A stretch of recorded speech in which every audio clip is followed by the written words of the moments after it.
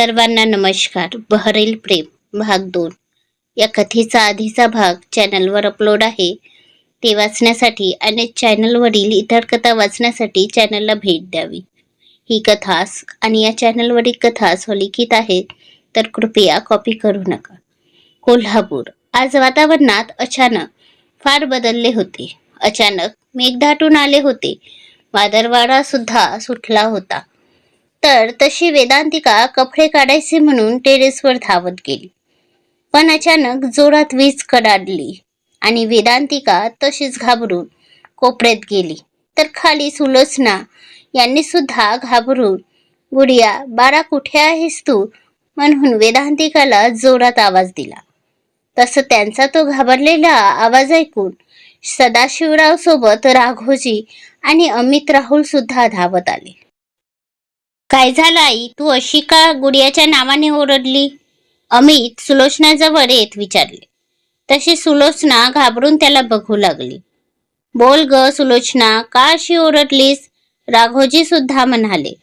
अहो ते आता वीज कडाडली ना, सुलोचना थोड्या घाबरल्या आवाजात. त्याचं काय आई, राहुल सुलोचना जवळ जात. राहुल, अरे ते मीना थोड्या वेळापूर्वी गुडियाला टेरेसवर कपडे आणायला पाठवले होते आणि तशीच आता जोरात वीज कडाडली, म्हणून सुलोचना म्हणाल्या. तसे काय, म्हणून तिघांनीही आवाज केला. सुलोचना फक्त इतकंच म्हणाली. काय आई तू पण, तुला काय गरज होती वातावरण इतकं बिघडले असताना गुडियाला टेरेसवर पाठवायची, राहुल थोडा चिडत बोलला आणि तसाच गुडिया म्हणून टेरेसवर धावला. अमित सुद्धा त्याच्या मागे गेला. तर सदाशिवराव, सुलोचना आणि राघोजी तिथेच काळजीत बसले. इकडे अमित आणि राहुल टेरेसवर आले. त्यांनी आपल्या नजरेने संपूर्ण टेरेस पिंजून काढायला सुरुवात केली.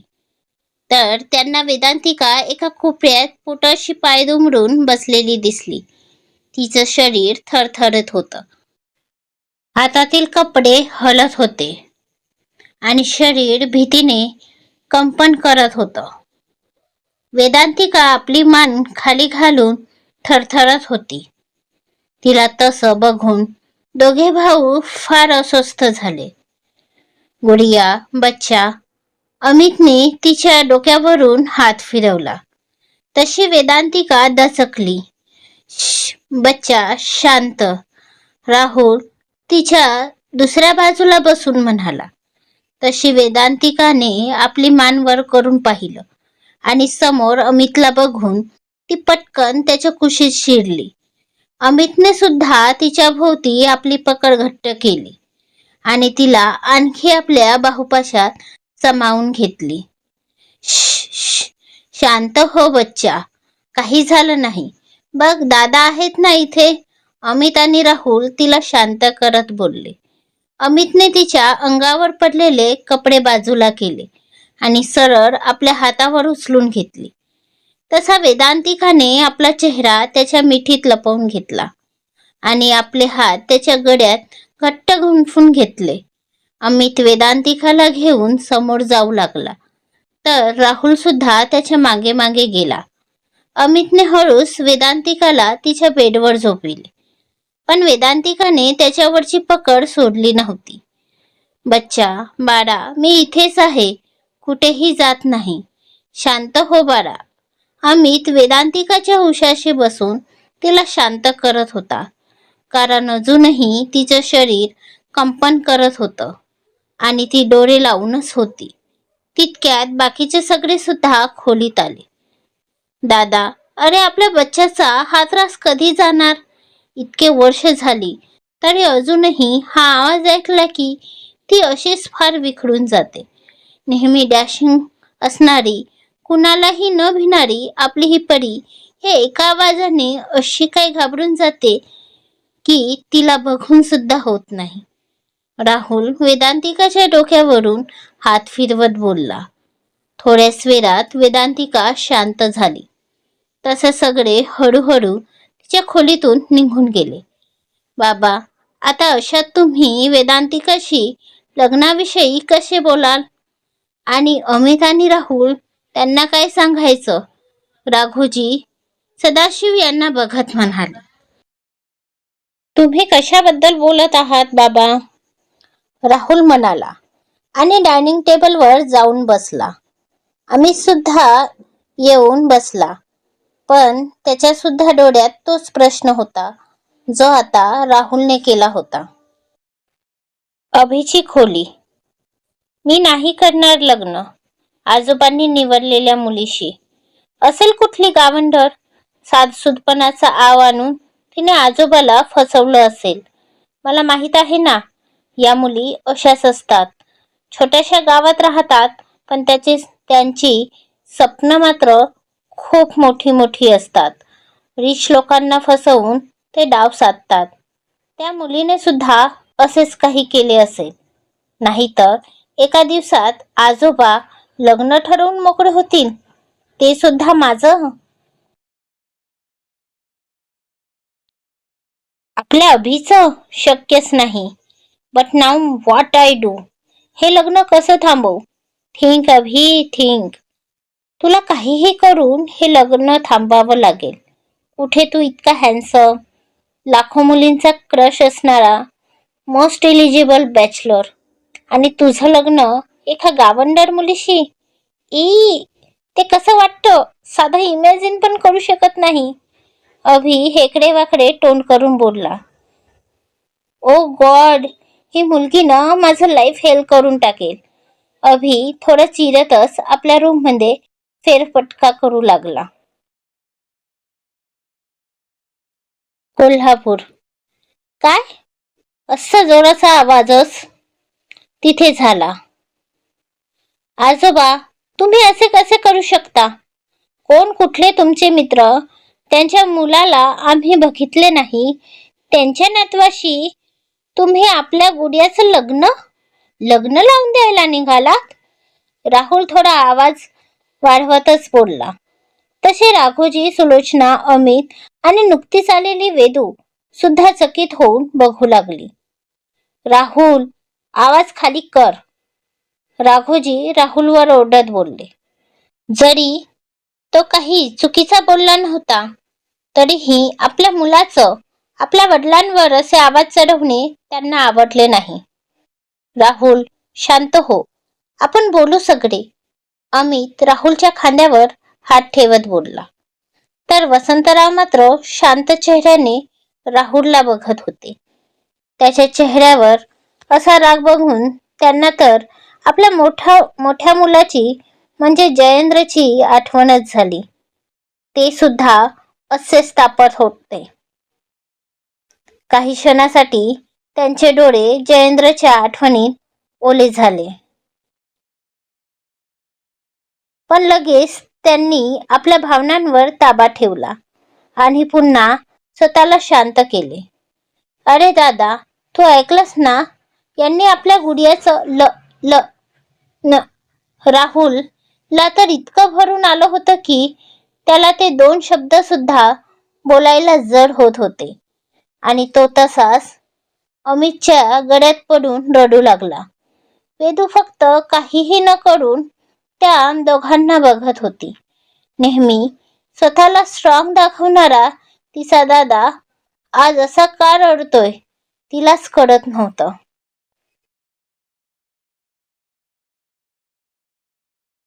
मग काय चूक केली आम्ही? आज नाही तर उद्या तिला पाठवायचंच होतं की सासरी? सदाशिवराव थोड्या कडक शब्दात बोलले. तुम्हाला तिला पाठवायची इतकी का घाई झाली? कळेल का मला? आणि जर ती तुम्हाला जड झाली असेल ना तर सांगा, मी सांभाळेल तिला.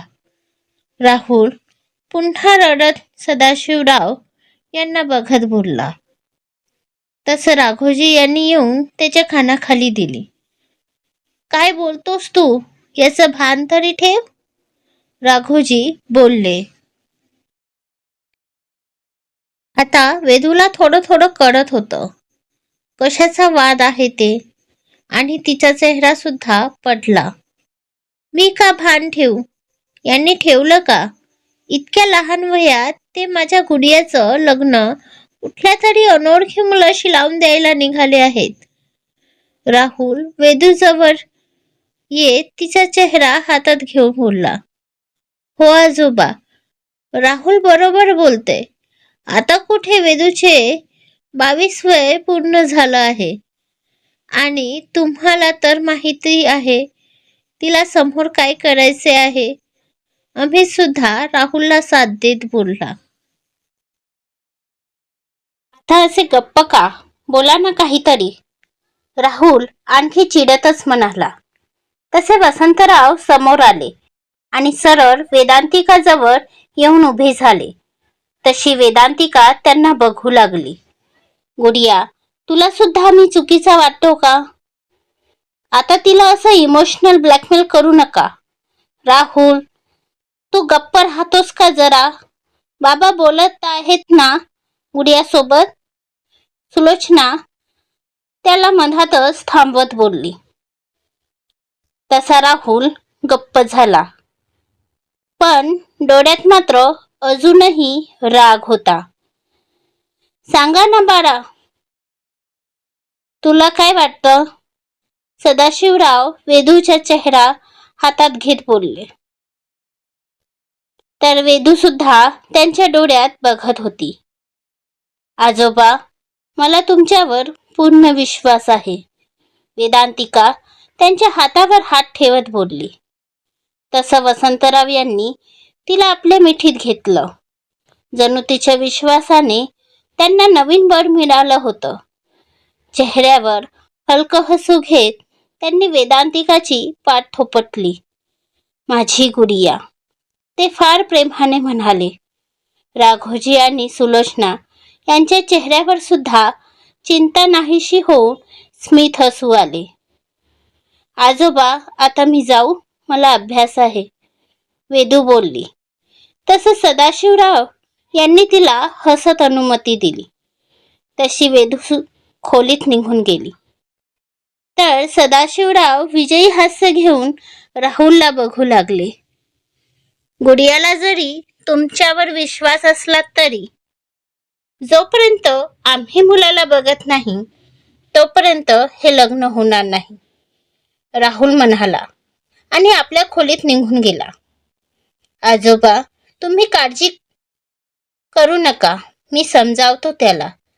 तुम्हाला जे योग्य वाटेल ते करा, बोलून अमित सुद्धा राहुलच्या मागे धावला. पाटीलवाडा. आजची सकाळ पाटीलवाड्यासाठी निर्णयाची सकाळ होती. पहाटेची ऊन येऊन हलकी किरणे त्या वाड्याच्या पाटील नावावर टाकत होती, ज्याने पाटील नाव सोनेरी अक्षरात झळकत होतं आणि या सोनेरी रंगाला तिच्या येण्याने चकाकी येईल हा संदेश ती किरण देत होती. वाड्यातच असलेल्या मंदिरात पूजेची घंटा वाजू लागली आणि साधना पाटील आपल्या हातात आरतीचे ताट घेऊन वाड्याच्या प्रत्येक कोपऱ्यात कपूर आणि धूपची आरज देत होत्या. जणू वाड्याच्या प्रत्येक कोपऱ्याला आपल्या प्रार्थनेच्या जोरावर पवित्र करत होत्या. सकाळची प्रसन्न सुरुवात करून साधना आपल्या कामात मग्न झाल्या. अभिची खोली. वाड्याचा प्रत्येक कोपरा जरी आता जागा झाला होता तरी या कोपऱ्यात मात्र अजूनही रात्रच होती. आपल्या त्या गोल किंग साईज बेडवर तो मात्र उलटा पडून अजूनही गाढ झोपेत होता. सूर्याची किरणे कधीचाच त्याच्या रूमच्या खिडकीत येऊन थांबली होती. अभि, राजा उठणारे, बघ तरी किती वाजलेत. साधना आपल्या लाडक्या लेकासाठी बेडटी घेऊन येत बोलल्या.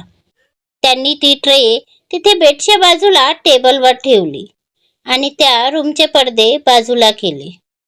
तशी खिडकीत वाट पाहणारी ती किरण पटकन येऊन त्याच्या उघड्या पाठीवर पडली, ज्यामुळे त्याची ती लांब आणि क्लीन पाठ तेल लावल्यासारखी चमकत होती. ओ मॉम, प्लीज यार, राहू दे ना. ती किरण त्याच्या त्या बाजूने दिसणाऱ्या अर्धवट चेहऱ्यावर पडताच तो चिडत बोलला आणि सरळ होऊन त्याने उशी आपल्या तोंडावर ठेवून घेतली. रात्री थोडं जास्तच त्याने आपले डोक्याचे घोडे चालवले होते, म्हणून आता घोडे विकून झोपला होता. अभि, आता उठ. सगळे ब्रेकफास्टला जमले सुद्धा. आणि आजोबा ते तर कधीची तुझी वाट बघत आहेत. खूप चिडले आहेत. कदाचित आज तुझं लग्न लावून मोकळे सुद्धा होतील. साधना त्याच्या केसातून हात फिरवत म्हणाली. तसं लग्न शब्द ऐकूनच अभि ताडकन उठून बेडवर बसला. कदाचित त्याला आता आपल्या डोक्यावर लग्नाच्या अक्षदा पडल्याचे जाणवले असतील. ओ गॉड, मॉम प्लीज असं काही हॉरिबल बोलू नको. मला धडकी भरते यार. अभि आपले ठोके कंट्रोल करत बोलला. तसं साधना यांना आपल्या मुलाचं हसूच आलं. प्लीज यार मॉम, आता तू तरी अशी हसू नकोस. आधीच मला या सगळ्याची चिड येत आहे. अभि थोडा चिडूनच बोलला. ओ माय गॉड अभि, तुला असं बघून कुणाला वाटेल की तू द अभिराज पाटील आहेस, जो ऑफिसमध्ये इतका स्ट्रिक्ट बॉस असतो की त्याला बघूनच त्याचे एम्प्लॉय थरथरू लागतात. साधना अभि जवळून बाजूला होत म्हणाली. तसा अभिने त्यांचा हात धरला. साधना अभिला बघत बेडवर बसली. तसं अभिने आपलं डोकं त्यांच्या मांडीवर ठेवलं. अभि, मला कळतंय बाळा, तुला लग्नाची भीती वाटत असेल. तुला हे लवकर वाटत असेल. त्यात ती मुलगी गावाकडची आहे. पण खरं सांगू अभि, मला तर हीच वय योग्य वाटते लग्नासाठी. आता तू 29चा आहेस आणि मुलीचं म्हणशील तर रिच पुअर हे काही महत्वाचं नसते. महत्वाचं असते ते फक्त योग्य जोडीदार मिळणं. आणि ते तर आपल्याला त्या मुलीला बघूनच करणार ना. पर्सनली बोलायचं तर मला असे वाटते तू एकदा तिला भेट. साधना आपल्या मांडीत झोपलेल्या अभिच्या केसात हात फिरवत बोलल्या. ओ मॉम, अभि त्यांच्या हातावर किस करत बोलला. आणि आता लवकर रेडी हो आणि खाली ये. साधना लाडात अभिच्या गालाला हात लावून म्हणाली आणि हसतच खाली निघून गेली. तर अभि मात्र तिथेच बिचारा चेहरा करून पडला. कारण त्याची गोड मॉम सुद्धा त्यालाच लेक्चर देऊन गेली होती आणि अभिचा सगळ्यात मोठा सपोर्ट सुद्धा. म्हणून तो हताश होऊन बसला. काय मग, काय निर्णय, वसंतराव बोलले. तसे त्यांच्याच बाजूला असणाऱ्या अभिचे खाणारे हात थांबले. त्याला माहिती होतं हा प्रश्न त्याच्यासाठीच आहे. बाबा, अगोदर त्याला खाऊ तरी द्या. आपल्या मुलाला तसं थांबलेलं बघून साधना लगेच म्हणाली. तसं वसंतराव यांनी त्यांना नजरवर करून पाहिलं. त्यांची ती धारधार नजर बघून साधना तिथेच गार पडली. मॉम, तू काही बोलू नकोस. अभि वसंतराव यांना रागात बघत बोलला. आणि हो, माझा निर्णय झाला आहे. मी तयार आहे, अभि म्हणाला. तसं साधना, वसंतराव आणि राजीव यांच्या चेहऱ्यावर आनंद पसरला. इतकीही खुश व्हायची गरज नाही. मी फक्त मुलगी बघायला तयार आहे, अभि तसाच अकडू आवाजात बोलला. तसे ते सगळे गालात हसले. तर अभि चिडून नाश्ता करू लागला. बाय मॉम, टेक केअर बोलून अभिने साधना यांच्या कपाळावर ओठ टेकविले आणि बाहेर निघून गेला. तसे मागे सगळे जोरजोरात हसू लागले. मानलं बाबा तुम्हाला. तुम्ही बरोबर अभिच्या नाजूक नसीवर वार केलं. राजीवजी, मग मी सुद्धा त्याच्या बापाचा बाप आहे. तो जर खडूस आणि अकडू असेल तर मी सुद्धा दुप्पट आहे. आणि आता तर वेदांतिका सुद्धा आहे, वसंतराव बोलले. तशा साधना यांच्या चेहऱ्यावर चिंतेच्या रेषा आल्या. काळजी नका करू सुनबाई, तुमच्या अभि इतकी नक्कीच नाही, वसंतराव हसत म्हणाले. काय बाबा तुम्ही पण, साधना थोडं ओशाडून म्हणाल्या आणि किचनमध्ये निघून गेल्या. पण मनात मात्र वेदांतिकाबद्दल विचार घेऊ. बरं राजीव, आम्ही सदाला सांगतो, त्यांच्या सोयीनुसार निघू आपण. हो बाबा, तुम्ही बोलून घ्या, नंतर सांगा मला. येतो मी, बोलून राजीवजी वसंतराव यांच्या पाया पडून बाहेर निघून गेले. तर वसंतराव आपल्या खोलीत सदाशिवराव यांना फोन करायला गेले. AP ऑफिस, एक 5 मजली उंच इमारत, बाहेरून काचेसारखी चमकणारी, इतकी पॉश की बघणाऱ्यांना आपला चेहरा सुद्धा दिसेल आणि त्यावर ठळक अक्षरात झळकत असणारं ते AP नाव जसं काही आपली चकाकी दाखवत होता. तशी त्या गेटमधून एक ब्लॅक मर्सिडीज कार आत येऊन ऑफिस एंट्रीवर थांबली. त्याने दार उघडून आपला पाय बाहेर काढलाच होता की ड्रायव्हरने लगेच समोर होऊन तो दार नीट उघडला आणि त्याच्या समोर मान खाली घालून उभा झाला. ड्रायव्हरवर एक करडी नजर टाकून जसा त्याने ऑफिसमध्ये पाय ठेवला, तिथे एक नीरव शांतता पसरली. सगळा स्टाफ शिस्तीत उभा राहिला. क्षणात त्यांचे ठोके त्याला पाहून वाढले आणि घाम सुटू लागला.